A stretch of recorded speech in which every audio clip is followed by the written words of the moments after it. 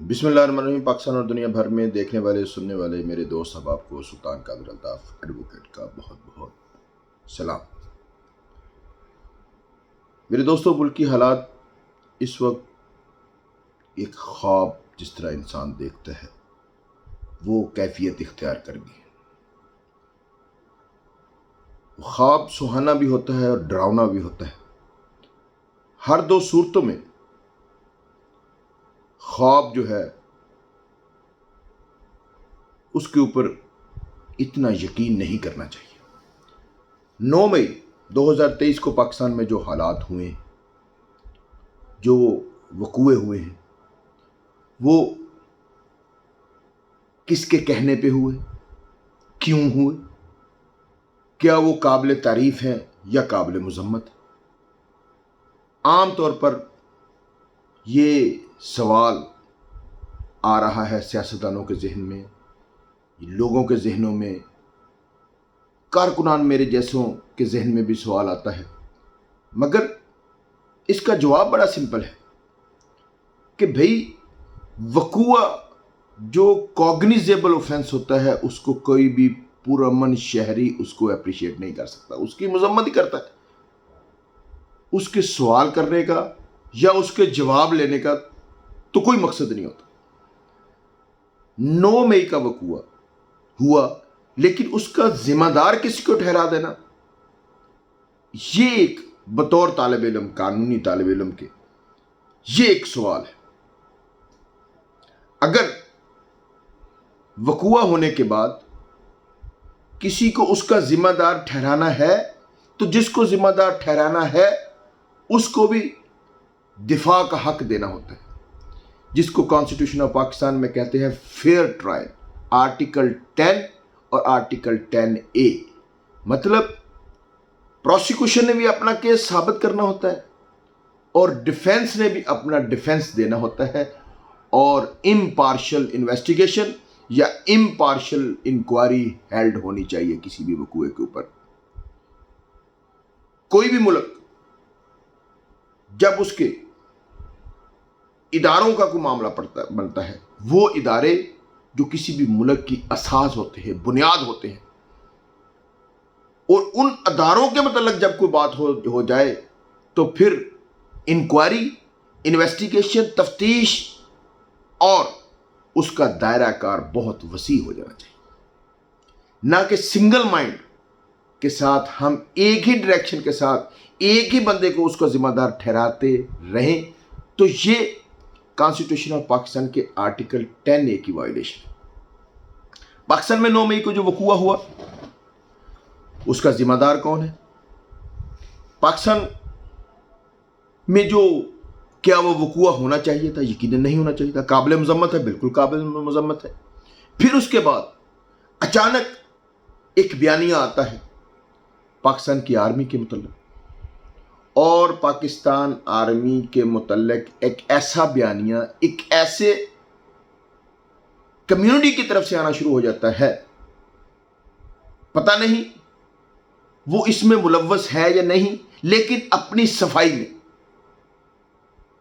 कि कहीं हमारे ऊपर शक ना कर लिया जाए, और वो रैलियां निकालनी शुरू कर देते हैं। पाक आर्मी जिंदाबाद, यस पाक आर्मी जिंदाबाद, पाकिस्तान के तमाम इदारे जिंदाबाद, पार्लियामेंट जिंदाबाद, जमहूरियत जिंदाबाद, अदलिया जिंदाबाद, सहाफत जिंदाबाद, वकालत जिंदाबाद, हर चीज़ जिंदाबाद होती है।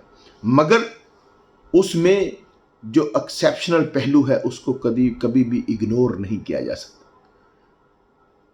क्वेश्चन सिर्फ एक होता है, मैं एक कानून का तालिब इल्म हूं, जब हम जिरा करते हैं, जब हम गवाह से कुछ सवालात पूछते हैं, चाहे हम डिफेंस में हों चाहे हम प्रोसिक्यूशन साइड पे हों, हर दो सूरतों पे हमें एक जिरा का मौका दिया जाता है। वो जिरा खसूसी तौर पर डिफेंस को दी जाती है कि आपने प्रोसिक्यूशन के ऊपर सवाल करना है, मुद्दई के ऊपर सवाल करना है, और मुद्दई के चश्मदीद गवाहान के ऊपर सवाल करना है, जिसने इन्वेस्टिगेशन की है उसके ऊपर सवालात करने होते हैं, और जिसने भी उस अक्रस में कोई भी एविडेंस में कोई अपना रोल प्ले किया होता है तो उसको डिफेंस को ये राइट होता है उसके ऊपर जिरा करने का कि क्या ये बंदा सच बोल रहा है या झूठ बोल रहा है। यहां तो वकूआ होया तो 1 मिनट बाद उसका इल्जाम एक पार्टी के ऊपर लग जाता है, एक फर्द के ऊपर लग जाता है। वकूआ हुआ, उसके साथ ही एक बंदे को जिम्मेदार ठहराकर और उसके जो फॉलोअर्स हैं उसको बिहाइंड द बार करना शुरू कर दिया जाता है। बुनियादी तौर पर मैं जो बात कर रहा था कि जब भी कोई अक्रस या वकूआ होता है तो हम वकील, कानूनदान, हम उसके ऊपर सबसे पहले ये बात देखते हैं कि ये जो वकूआ हुआ है, इस वकूए का सबसे पहले बेनिफिशियरी कौन है, और जो उस वकूए का सबसे बड़ा, उस वकूआ होने के बाद जिसको सबसे ज़्यादा फायदा होना होता है, सबसे पहले शक उसके ऊपर किया जाता है। वो शक का दायरा जो है वसी किया जाता है। ज़रूरी नहीं जिसको फायदा हो रहा हो वही उसका जिम्मेदार है, मगर सबसे पहले शक उसके ऊपर किया जाता है। पाकिस्तान के इस वक्त जो हालात हैं, एक पार्टी पाकिस्तान तहरीक इंसाफ जो मुल्क पाकिस्तान में सिर्फ एक तकाजा कर रही है, फ्री एंड फेयर इलेक्शन, और free and fair election conduct करने के लिए क्या उसको इस मुल्क में शर चाहिए या अमन चाहिए? जो कैंडिडेट इलेक्शन जीत रहा होता है वो अमन चाह रहा होता है, और जो कैंडिडेट इलेक्शन हार रहा होता है वो शर चाह रहा है, वो लड़ाई चाह रहा होता है।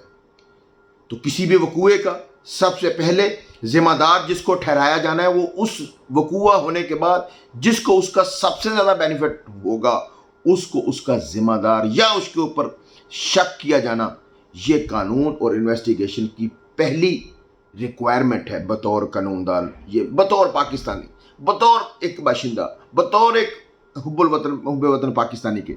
मैं ये बात अर्ज करता हूँ कानूनदान भी, मैं इन्वेस्टिगेशन ऑफिसर तो नहीं हूँ, लेकिन किसी भी इन्वेस्टिगेशन ऑफिसर से सबसे पहले जब हम पूछते हैं वो देखते हैं कि इस बंदे के ज़िया से और इस बंदे के नुकसान से, इस वकूए के होने से किसको सबसे ज़्यादा बेनिफिट हुआ है, उसको सबसे पहले शक के दायरे में लाया जाता है। जिसको उस वकूआ होने से नुकसान होता है, शक चाहे आप उसको उस पर भी करें, मगर उसको शक, उसके ऊपर शक आपने बाद में करना है। पाकिस्तान में, दुनिया में जहां भी देखें तो इन्वेस्टिगेशन का पैरामीटर बिल्कुल यही होता है, यही इंक्वायरी का पैमाना है, यही एक पैमाना है जिससे आप हक और सच के ऊपर पहुंच सकते हैं। आज तक के लिए इतना ही, इंशाल्लाह अगले व्लॉग में इसके ऊपर हम मज़ीद बात करेंगे। अपना बहुत ख्याल रखिएगा। पाकिस्तान जिंदाबाद और पाकिस्तान पाइंदाबाद। बहुत शुक्रिया, थैंक यू वेरी मच।